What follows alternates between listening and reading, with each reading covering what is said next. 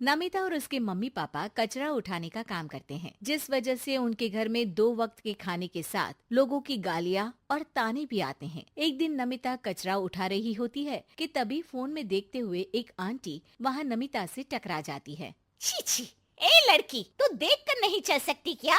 पर मैम साहब, मैं तो अपनी जगह पर ही हूँ, आप फोन में देखते हुए चल रही थी। अरे, एक कचरे वाली होकर मुझसे जुबान लड़ाती है।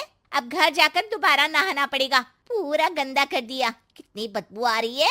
ऐसा बोलते हुए आंटी वहाँ से चली जाती है और उनकी बातों से दुखी नमिता आंखों में आंसू लिए काम करती रहती है। इसी तरह दिन बीतते हैं और एक दोपहर नमिता अपनी मस्ती में गाना गुनगुनाते हुए कचरा इकट्ठा कर रही होती है कि तभी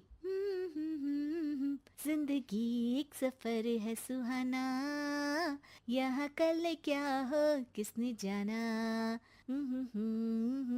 जिंदगी। तभी उसकी टक्कर मोहन से हो जाती है। अरे देखकर काम करो। मुझे माफ कर दीजिए साहब, गलती से टक्कर हो गई, मैंने जानबूझकर कुछ नहीं किया। ऐसा कोई जानबूझकर भला करेगा भी क्यों, खुश नहीं होता। सोचा नहीं था कि कभी कोई मेरे साथ इतने अच्छे से बात करेगा। अरे जो नहीं करता वो इंसान कहलाने के लायक नहीं, तुम्हें उनके बारे में सोचना तक नहीं चाहिए। मोहन वहाँ से चला जाता है और नमिता उसकी बात को सोचते हुए दोबारा काम पर लग जाती है। इसी तरह समय बीतता रहता है। एक सर्दियों की सुबह कचरा उठाते हुए नमिता ठंड की वजह से पास के घर की सीढ़ियों पर ओत लेकर बैठ जाती है। कुछ ही देर बाद उस घर की मालकिन वहाँ आ जाती है। हाय तौबा, मेरा सारा घर गंदा कर दिया। अरे मैं घर के सामने गंदगी नहीं होने देती और तू पूरी की पूरी गंदगी मेरे घर की सीढ़ियों पर ही आकर बैठ गई। मालकिन, ठंड बहुत है इसलिए कुछ देर बैठ गई, अभी चली जाती हूँ और सफाई भी कर दूंगी। अरे यहाँ बैठकर घर पहले ही गंदा कर चुकी है, अब छूकर अशुद्ध भी करना चाहती है।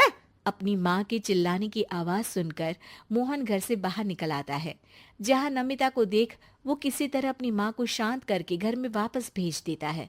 मुझे माफ कर दीजिए मालिक, गलती हो गई। अरे प्लीज मुझे मोहन बुलाओ और अपनी माँ की तरफ से मैं माफी मांगता हूँ।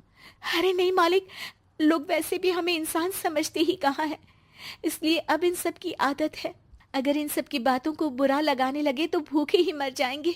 वैसे तुम्हें ठंड में इन पतले फटे कपड़ों की जगह मोटे और गर्म कपड़े पहनने चाहिए।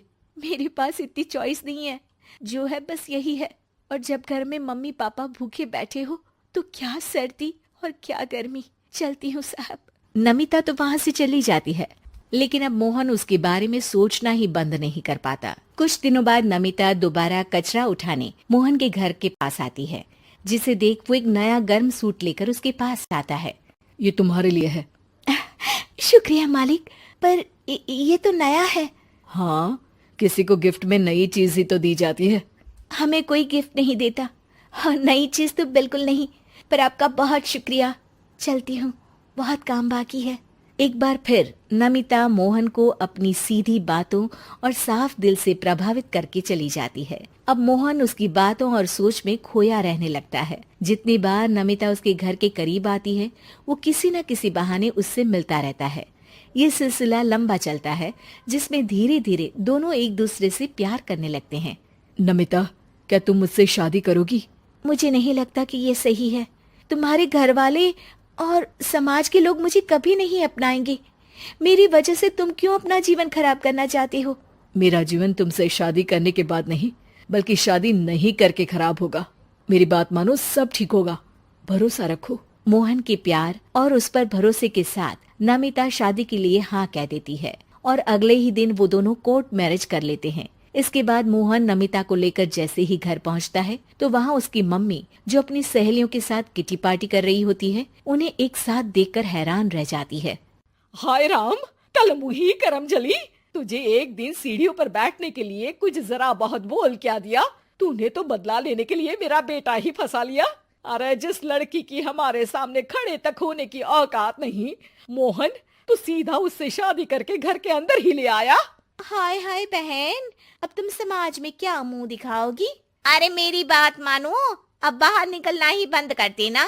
आंटी जी, मेरी माँ का तो पता नहीं, पर आप आज बाहर निकलकर दोबारा इस घर में कदम मत रखना। अरे हम ऐसे कचरे वालों के घर में आकर अपनी इज्जत खराब करने का शौक भी नहीं रखते। अगर यही कचरे वाली आपके घर का कचरा उठाना बंद कर दे तो उस आलीशान मकान में आप 2 दिन भी नहीं रह सकती। पता है क्यों? क्योंकि आप जितनी गंदगी फैलाते हैं ना, उसे ये साफ करती है, इसलिए आपका घर साफ रहता है और आप उस पर घमंड कर पाती है। इस हिसाब से तो आप और हम कचरे वाले हुए। ये नहीं, कुछ भी हो, बीमारी, ठंड या गर्मी, ये हमेशा अपनी फिक्र ना करते हुए आपको सेफ एंड क्लीन रखने के लिए सफाई करने आती है और आप इसे ही गंदा बोलती है।